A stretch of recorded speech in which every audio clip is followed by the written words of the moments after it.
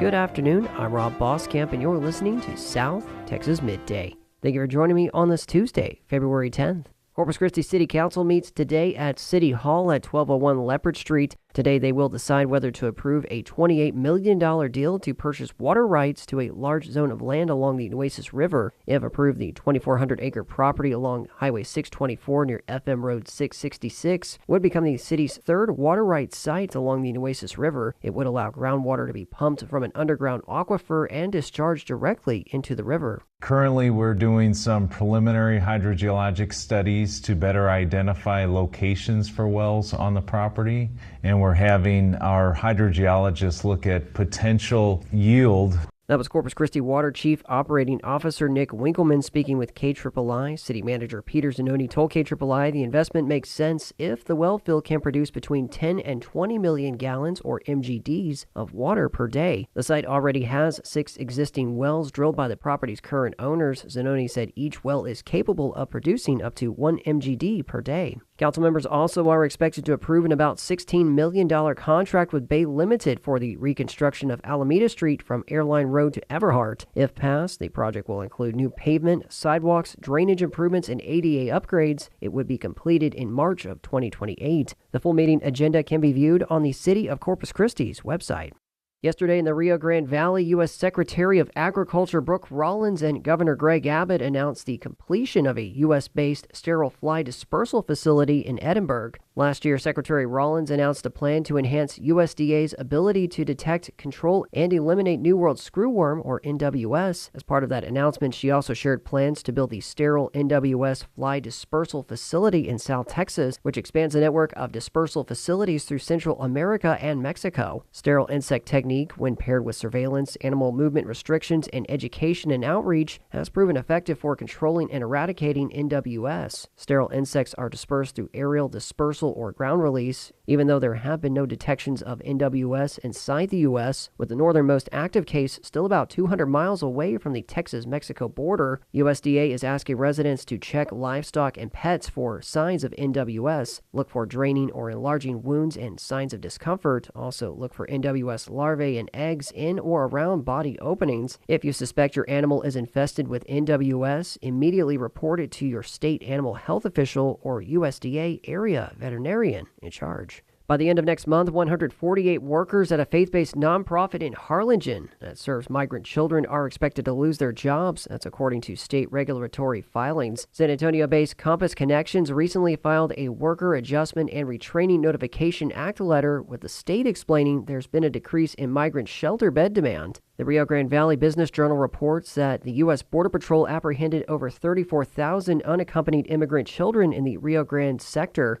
The numbers have shown a notable decline since fiscal year 2023. Also, the nonprofit had more than 4,800 employees that same year, according to its IRS regulatory filings. That same year, the nonprofit's total revenue of $434 million wasn't enough to cover its cost of $436 million. Its total assets were still $28 million, but liabilities were $32 million. Last year, President Trump restructured and effectively eliminated most of the U.S. refugee resettlement program. The Business Journal also reports that Compass Connections appear to be operating in other cities and hiring in San Antonio, Robstown, and Dallas. The Rio Grande Valley Business Journal is in partnership with KEDT.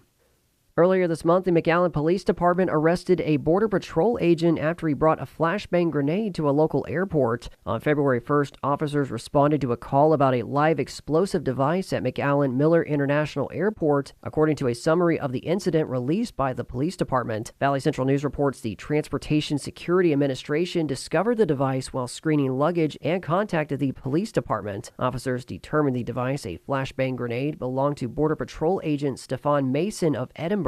Mason was arrested on suspicion of weapon places prohibited, a third-degree felony. Officers took Mason to jail, photographed him, and drafted an offense report. A municipal judge, however, determined police lacked probable cause to charge Mason with a crime, and he was released. In Texas, it is a crime for a person to intentionally, knowingly, or recklessly possess or bring a firearm, knife, or prohibited weapon into a secure area of an airport.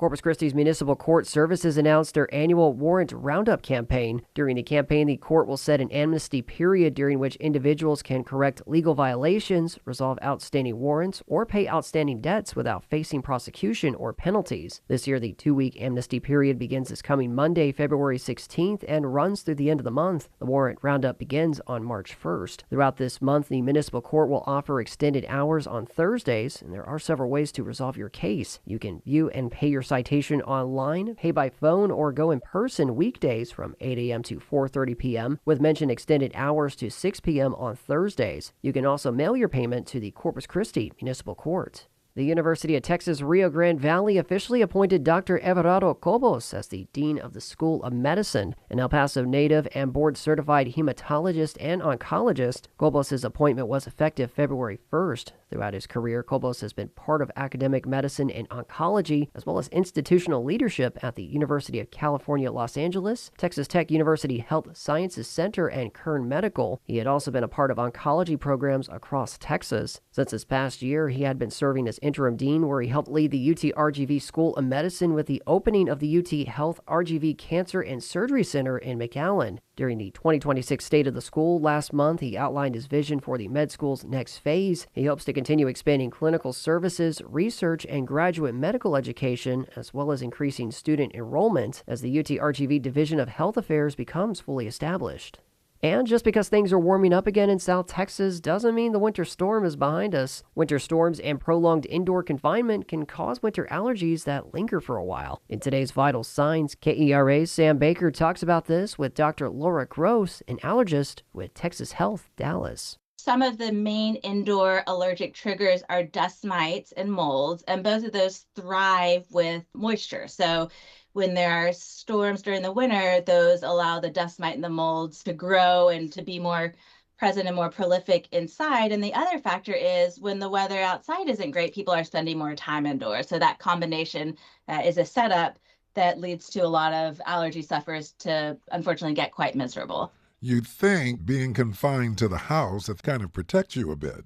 But it actually turns out being in the house is where the dust mites live. So if someone is allergic to dust mites, by staying in the house, you're not getting a break from one of your potential triggers. With mold, Right. Are we talking about mold that has been there all along, or is this something that tends to form more under these type of conditions? It's unusual to all of a sudden out of nowhere develop new mold, but if you have some mold in the air, which many homes do, especially older homes, in the moist winter storm conditions, there's just more present. So the winter allergies that can lead to what kind of symptoms? Stuffy nose, itchy eyes, sneezing, runny nose, postnasal drip that can cause a sore throat, How do you distinguish, though, the difference between the symptoms you get for winter allergy and from simply having a cold? It can be quite difficult sometimes. Sneezing, though, it's typically more common with allergies. If someone has a fever, that is usually a cold type symptom. Something that can be helpful is knowing your triggers. If this is happening every year at the same time or tends to happen after you've been in a certain environment, that's often allergies. Can you really be allergic to cold weather? In a sense, there are some people who have cold-induced urticaria, so fancy term for hives caused by cold. There are people that will get these red itchy bumps or hives from cold exposure, and that can be cold temperatures outside, cold water sometimes, or holding, touching something cold. And interestingly, it's actually usually when the person starts to warm up after being out in that cold air that they get the hives. So how do you guard against that? There are some medications that we try to use to help with that and decrease the reactivity in the hives, but sometimes, unfortunately, it's a matter of avoiding the cold to avoid that trigger.